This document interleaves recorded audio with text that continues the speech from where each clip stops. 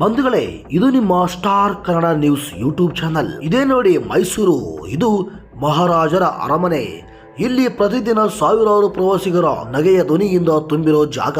ಆದರೆ ನಿನ್ನೆ ಸಂಜೆ ಇಲ್ಲಿ ಆ ನಗೆಯ ಜಾಗದಲ್ಲಿ ಕೇಳಿ ಬಂದದ್ದು ಒಂದು ಭೀಕರ ಸದ್ದು. ಕ್ಷಣಾರ್ಧದಲ್ಲಿ ಜನರು ಓಡುವುದು, ಮಕ್ಕಳು ಅಳೋದು, ಮಹಿಳೆಯರು ಭಯದಿಂದ ಕಿರಿಚೋದು. ವಿಶ್ವವಿಖ್ಯಾತ ಮೈಸೂರು ಅರಮನೆ ಎದುರು ಹಠಾತ್ ಆಗಿ ಭೀಕರ ಸ್ಫೋಟ ಆಗಿದೆ. ಬಂಧುಗಳೇ, ಕನಸು ಮನಸ್ಸಿನಲ್ಲಿಯೂ ಯಾರು ಊಹಿಸಿರಲಿಲ್ಲ, ಯಾರು ನಿರೀಕ್ಷಣೆ ಮಾಡಿರಲಿಲ್ಲ. ಸಂಭ್ರಮದ ನಡುವೆ ಮರಣ ಬಂದು ನಿಂತಿತ್ತು. ಮೈಸೂರು ಅರಮನೆ ಮುಂಭಾಗದಲ್ಲಿ ಬಲೂನ್ಗಳಿಗೆ ಗ್ಯಾಸ್ ತುಂಬುವ ಕ್ಷಣ. ಒತ್ತಡ ತಡೆಯಲಾರದೆ ನೈಟ್ರೋಜನ್ ಗ್ಯಾಸ್ ಸಿಲಿಂಡರ್ ಏಕಾಏಕಿ ಸ್ಫೋಟಕಗೊಂಡಿದೆ. ಆ ಸ್ಫೋಟದ ತೀವ್ರತೆ ಎಷ್ಟು ಭಯಾನಕವಾಗಿತ್ತು ಅಂದ್ರೆ ಸಿಲಿಂಡರ್ನ ತುಂಡುಗಳು ಆಕಾಶಕ್ಕೆ ಹಾರಿವೆ.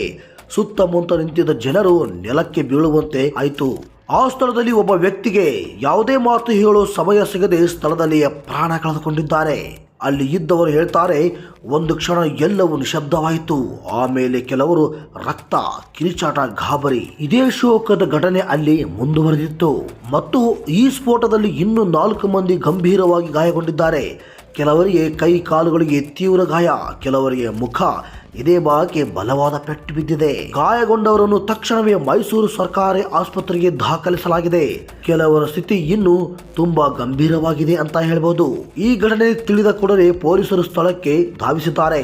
ಅರಮನೆ ಎದುರಿನ ರಸ್ತೆ ಬಂದ್ ಮಾಡಿ ಫಾರೆನ್ಸಿಕ್ ತಂಡದಿಂದ ಪರಿಶೀಲನೆ ನಡೆಸಿದ್ದಾರೆ. ಇಲ್ಲಿ ಸೃಷ್ಟಿಯಾಗಿರುವುದು ಒಂದೇ ಒಂದು ಪ್ರಶ್ನೆ: ಇಷ್ಟೊಂದು ಜನ ಇರುವ ಜಾಗದಲ್ಲಿ ಅನುಮತಿ ಇಲ್ಲದೆ ಅಪಾಯಕಾರಿ ಗ್ಯಾಸ್ ಸಿಲಿಂಡರ್ ಹೇಗೆ ಬ್ಲಾಸ್ಟ್ ಆಯಿತು? ಒಂದು ಸಣ್ಣ ನಿರ್ಲಕ್ಷಣವೇ ಅಥವಾ ನಿಯಮಗಳ ಉಲ್ಲಂಘನೆಯೇ? ಸಂಭ್ರಮಕ್ಕೆ ಬಂದಿದ್ದ ಜಾಗದಲ್ಲಿ ಇಂದು ಭಯ ಮನೆ ಮಾಡಿದೆ. ಪ್ರವಾಸಿಗರ ನಗೆಯ ನಡುವೆ ಒಂದು ಕುಟುಂಬದ ಬದುಕು ಕುಸಿದು ಬಿದ್ದಿದೆ. ಮೈಸೂರು ಅರಮನೆ ಎದುರಿನ ಈ ನೈಟ್ರೋಜನ್ ಗ್ಯಾಸ್ ಬ್ಲಾಸ್ಟ್ ಕೇವಲ ಒಂದು ಸ್ಫೋಟಕ ಅಲ್ಲ, ಇದು ಒಂದು ಎಚ್ಚರಿಕೆಯ ಗಂಟೆ ಅಂತ ಹೇಳಬಹುದು. ಈಗ ಈ ತನಿಖೆ ಮುಂದುವರೆದಿದೆ. ಸತ್ಯ ಏನು ಅನ್ನೋದು ಹೊರಬರಲಿದೆ.